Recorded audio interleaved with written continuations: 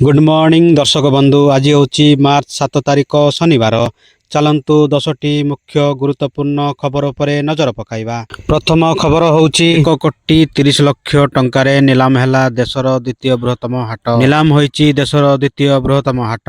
पूर्वरु सरकारक निर्धारित समय रे हाट लीज नेबाकू नाराज थिले तिनी प्रतिद्वंदी। निलाम प्रतिद्वंदी कहिथिले जे हाटर परिपार्श्वक स्थिति भल नाही। कोटिए टंकारे हाट लीज नेले बहु क्षति सहिबु। पूर्व भली वर्तमान हाट होउनी, सेतिपई हाट निलाम स्थगित रहितिला।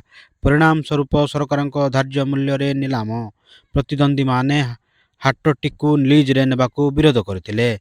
तेबे गतकाली पुणी थरे मयूरभंज जिला बामनघाटी उपखंड हाट बादड़ा ग्राम पंचायत कार्यालय सम्मिलनी पक्षरे पूर्व सूची अनुसार निलाम प्रक्रिया आरंभ हो जाइतिला। परवर्ती खबर अष्टम वेतन को नहीं सामना को आसिला बड़ अपडेट।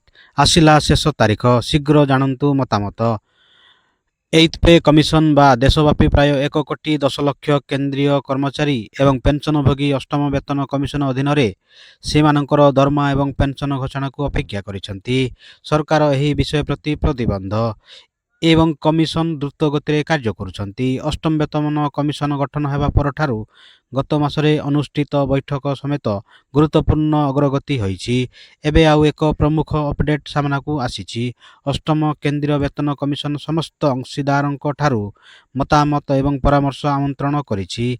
एक सरकारी विवृत्ति अनुसार एही मतामत दाखल गुड़िक एप्रिल 30, 2026 पर्यंत ग्रहण कराजिबो। परवर्ती खबर यूपीएससी सिविल सर्विस रिजल्ट प्रकाश। अनुज अग्निहोत्री टपर 100तम स्थान रे ओडिशार स्नातक। यूपीएससी द्वारा परिचालित सिविल सर्विस परीक्षा फल प्रकाश पाइछि। अनुज अग्निहोत्री ऑल इंडिया टपर होइछंती। द्वितीय रे राजेश्वरी सुबे एम, तृतीय रे आकांक्षा धूल, चतुर्थ रे राघव झुंझुनवाला रहिथिबा बेले पंचम रे ईशान भट्टनागर रहिछंती।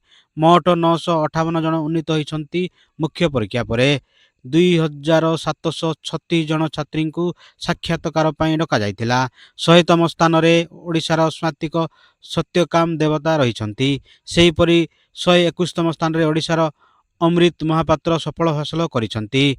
परवर्ती खबर चर्चा रे नीतीशंक पुओ निशांत बापांक ठारू भी अधिक संपत्तिर मालिक। बिहार राजनीति रे एबे सबुठु बड़ चर्चा निशांत कुमार को नहीं। मुख्यमंत्री नीतीश कुमार राज्यसभा जीवा नहीं घोषणा करिबा परे तांको पुओ निशांत एबे सक्रिय राजनीति को आसीबा प्राय निश्चित हो जाइछि। एपरिकी तांकू जेडीयू रे बड़ दायित्व सह उपमुख्यमंत्री पद मिली पारे बोली राजनीतिक समीक्षक माने आकलन करिसंती। निकटरे प्रकाशित तथ्य अनुसार निशांत कुमार तांको बापा नीतीश कुमार ठारू अधिक संपत्तिर मालिक। निशांत पाखरे प्राय 3.5 कोटी अधिक टंकार स्थावर अस्थावर संपत्ति रही। नाम पैतृक गाँ कल्याण बिघा एवं बख्तियारपुर रे रास जमी रही। यह व्यतीत पाटना एवं दिल्ली भली स्थान रे मध्य तांकर आवासिक संपत्ति रही। परवर्ती खबर चलंता ट्रेन रो शौचालय रे विचारपति पत्नी मृत्यु। मध्य प्रदेश रो रतलाम रे चलंता ट्रेन रे एक अभावनीय घटना सामना को आसीछि। कांचीगुड़ा भगतकोठी एक्सप्रेस रे यात्रा करुथिबा जणे अतिरिक्त जिला और सेशंस कोर्ट जज राजकुमार चौहान को पत्नी उषा चौहान ट्रेन रो शौचालय जाई आउ फेरी नथिले।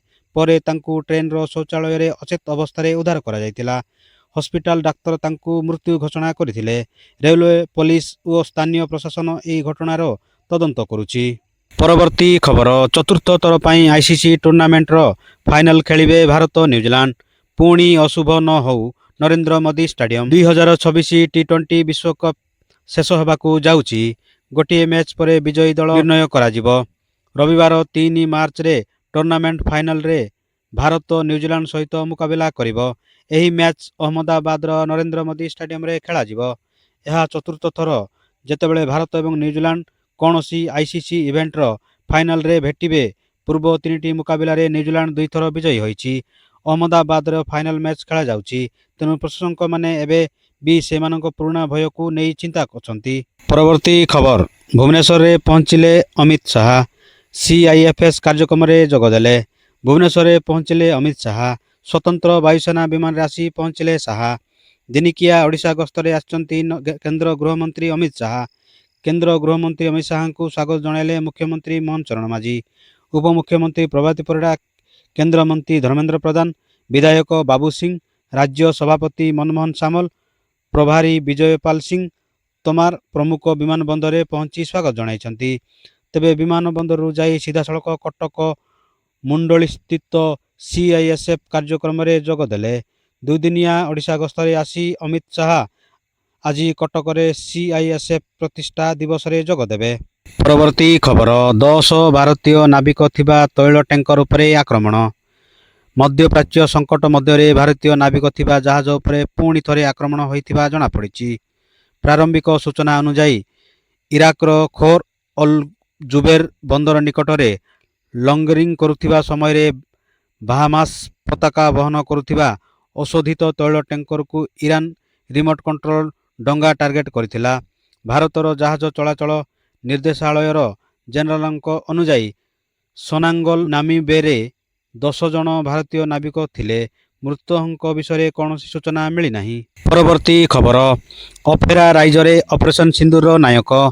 ଆସାମରେ ସୁଖୋଇ ବିମାନ ଦୁର୍ଘଟଣାରେ ଶହୀଦ ହେଲେ ପୂର୍ବେଶ ଦୁର୍ଗକର। ଭାରତୀୟ ବାୟୁସେନାର ଏକ ସୁଖୋଇ Su-30 MKI ଯୁଦ୍ଧ ବିମାନ ଗୁରୁବାର ରାତିରେ ଆସାମର କାର୍ବି ଆଙ୍ଗଲଙ୍ଗ ଜିଲ୍ଲାରେ ଦୁର୍ଘଟଣାଗ୍ରସ୍ତ ହୋଇ ଏଥିରେ 2 ଜଣ ପାଇଲଟଙ୍କର ମୃତ୍ୟୁ ହୋଇଛି। ମୃତ୍ୟୁ ପାଇଲଟ ହେଲେ ସ୍କ୍ୱାଡ୍ରନ ଲିଡର ଅନୁଜ ଓ ପାଇଲଟ ଲେଫ୍ଟନାଣ୍ଟ ପୂର୍ବେଶ ଦୁର୍ଗକର। ଏହି 2 ଜଣଙ୍କ ମଧ୍ୟରୁ ପୂର୍ବେଶ ଦୁର୍ଗକର ଜଣେ ଦକ୍ଷ ପାଇଲଟ ହୋଇଥିବା ବେଳେ ପହଲଗାମ ଆଟାକ ପରେ ଭାରତ ପକ୍ଷରୁ ହୋଇଥିବା ଅପରେସନ ସିନ୍ଦୁରରେ ତାଙ୍କର ବଡ଼ ଭୂମିକା ରହିଥିଲା।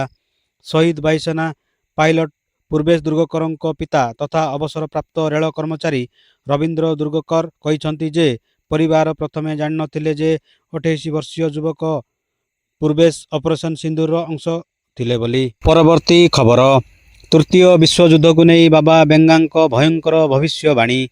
ଯୁଦ୍ଧକୁ ଡେଇଁବେ ଏସବୁ ଦେଶ। ବଢ଼ୁଥିବା ବିଶ୍ୱ ଉତ୍ତେଜନା ମଧ୍ୟରେ ବାବା ବେଙ୍ଗାଙ୍କ ତୃତୀୟ ବିଶ୍ୱଯୁଦ୍ଧର ଭବିଷ୍ୟବାଣୀ ପୁଣି ଥରେ ସୋସିଆଲ ମିଡ଼ିଆରେ ଟ୍ରେଣ୍ଡିଂ ଆରମ୍ଭ କରିଛି।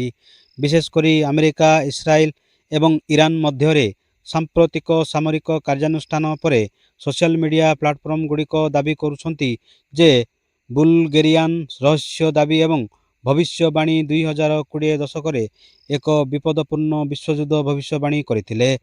ସେ କହିଛନ୍ତି ଯେ ଏହି ଯୁଦ୍ଧରେ ଅନେକ ଦେଶ ଯୋଗ ଦେଇପାରନ୍ତି।